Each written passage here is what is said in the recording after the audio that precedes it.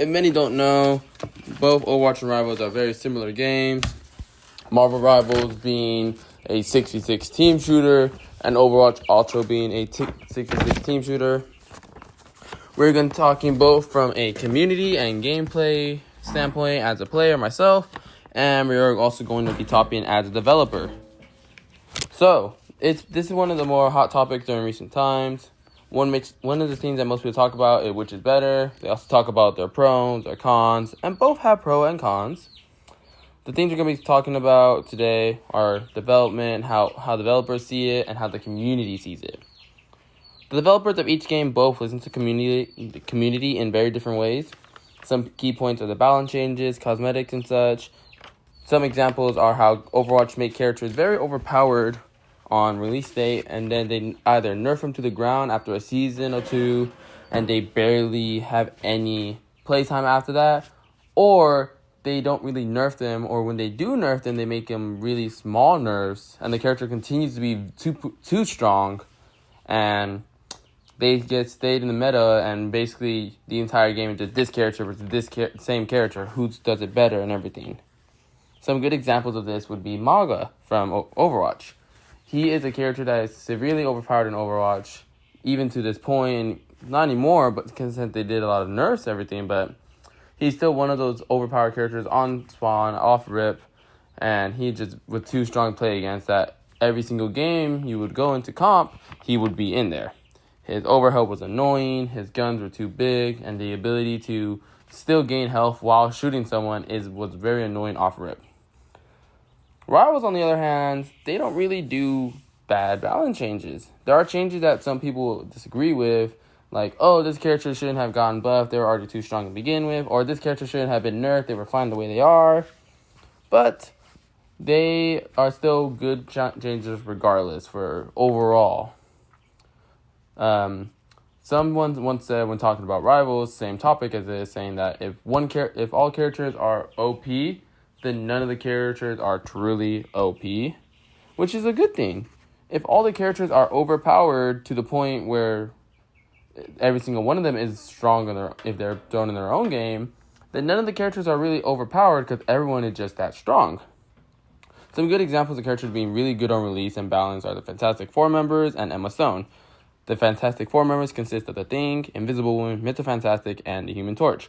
All four, when they first released, were strong in their own way, but not too strong to where they would balance or disbalance the meta. Some good examples are like Mr. Fantastic and the Thing. Those guys were really strong when they came out, and they have gotten nerfs now and then, but not too bad to where they're not playable anymore. But they weren't that strong when they first came out to where they were like the meta, like, oh, you have to play the Thing as a tank or you're just throwing your game. And Emma Stone is actually the same. Her ultimate sure is a bit of strong, but then again, a lot of the ults are strong, and the conditions for it to have its strongest effect is a bit more harder. Now, some development-wise, it is very hard to make a balanced and fun character sometimes. There are very rare communications when it does happen, and those instances are fun.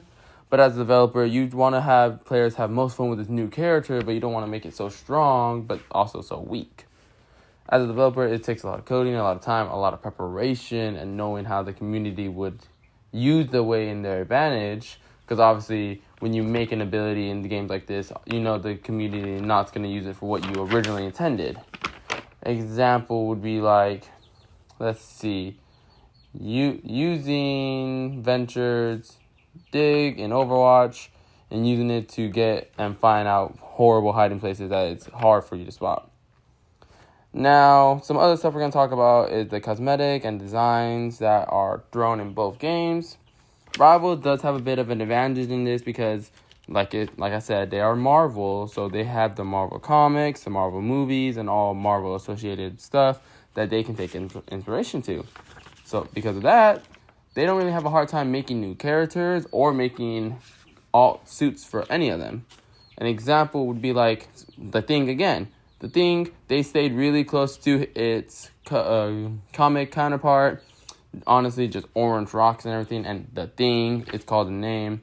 And the skin they gave for it was the Thing's little incognito mode.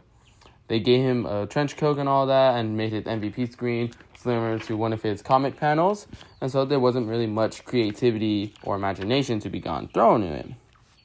Some other stuff they do for their community is throw in the little emotes and little cosmetics that are fun for the community. A good example would be the Venom emote. It recently came out, and it's a emote of Venom throwing it back, which is very funny. And if you ever go into a game with a Venom, half the time you will see them either playing serious or you'll see them throwing in the emotes. Now, Overwatch, it's a bit harder for them since they don't have any source material like Rivals. So all their designs, cosmetics, and such have to be imagination and creativity, at least their original works. They do a lot of collabs with other companies and make skins based off those companies. Good example would be the most recent one in Overwatch. They recently did a Street Fighter collab, which means they paired up with Street Fighter. They are paying Street Fighter money in, I believe, the money they get from the skins and the license to show their players off. And they picked a few characters to give them skins based off Street Fighters. Now, the thing is, recently, with both original characters and such, they haven't really been doing well on the imagination and creativity part. Their most recent characters have been really lackluster in design, and their cosmetics aren't even great, and even their collab skins aren't really as great as the collab themselves. Now, there are some characters that do get love. Obviously, you can tell the characters are favorites to the developers, and there are some characters that really get no love nor new skins. Some good examples of characters that do get a lot of love will be Reinhardt and Kiriko. These two characters often get at least a collab skin every single time. If you look at all the recent collabs, you'll notice that at least Reinhardt or Kiriko has been in these collabs. Sometimes there will be an additional Mercy or Tracer, but it's mainly been those two. And the characters that don't really get any cool skins or even collab skins would be Venture or Ramatra. I think out of like the 6 collabs so far, both Venture and Ramatra have only gotten like one collab skin. And Venture barely gets any new skins or emotes. She is one of the characters that was hyped and has a really cool design and kit, yet doesn't get any love by the developers and just gets no skins whatsoever. Her most recent cool skin was Toph from the Avatar collab, and since then we haven't seen her really get any cool skins. And their cosmetics aren't that interesting. Like most games, they have the rarity system, but most of the unlegendary skins are just recolors and really bad design recolors. Most of their sprays, which people don't even use, are just memes. And it's just overall very, very boring to watch.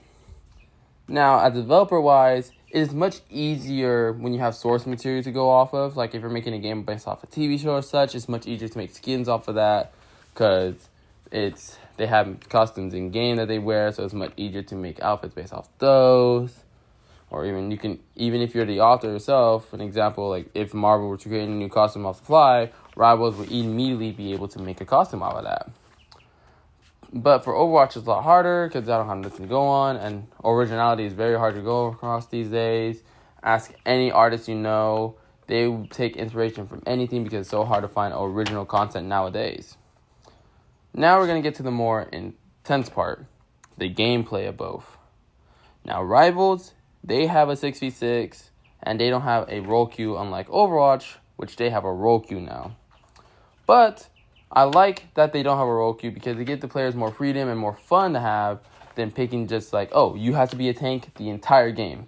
You can be like, oh, this tank obviously not working. Let me try this DPS player and see if I can be better with the team with the DPS. A good example of these characters and having the freedom would be playing as Mr. Fantastic in DPS because not only is he a tank, he can also be a DPS. I mean, he's a DPS turned into tank sometimes, or a tank turned into DPS with his abilities. And I really love that Rivals did that. They have characters that are in one role, but can play at another role at the exact same time. And what Marvel Rivals also have is the team-ups, which is where you get an anchor character and a user character. The anchor would be Venom, a user would be Spider-Man. If you play Spider-Man and your teammate has Venom, you would gain access to an ability which is only allowed when you have Venom on your team, and it's spiky tendrils of Venom used as like a spiky shield. This deals damage to your opponents near you, and it's a good way to get out of there, especially as Spider-Man, who's a squishy. Now, Overwatch, they used to do 6v6 and no role queue, but in 2019 they added the role queue, which wasn't a big deal since some players even now want Rival to add a role queue, but it's not that big of a deal. But then in 2022, when they released Overwatch 2, which was a horrible release as well, they switched to a 5v5. Now, this is still a big argument because Overwatch has tried to bring back the 6v6 mode, but it does not work as well as they did when they first had it at the actual game mode. 5v5 makes it a lot harder because now there's only one tank, 2 DPS, and 2 healers. And when you play the quick play, the free pick player game mode, most players only go DPS or support. Many don't really go in tank. Now, Overwatch has added a perk system. They don't really add that much to the game. They just add little buffs to the characters, which make it fun, but it's not as big of an impact as like team-ups would. Because some team-ups in Rivals are game-breaking, while some are not that hard to avoid. Now, don't get me wrong, both games are fun in their own ways. I really enjoy both, but Overwatch has been decreasing in playtime from across the world, while Rivals has only been rising. And as a developer point, it's hard to listen to the community's every request because there's some stuff you can't add because it'll make one character too strong or too weak. And it's very hard to do very balanced stuff when you don't know what your community wants, since most communities now are always split in half. Anyways, that is Marvel Rivals versus Overwatch. And I think both games are still fun and you should play both as well.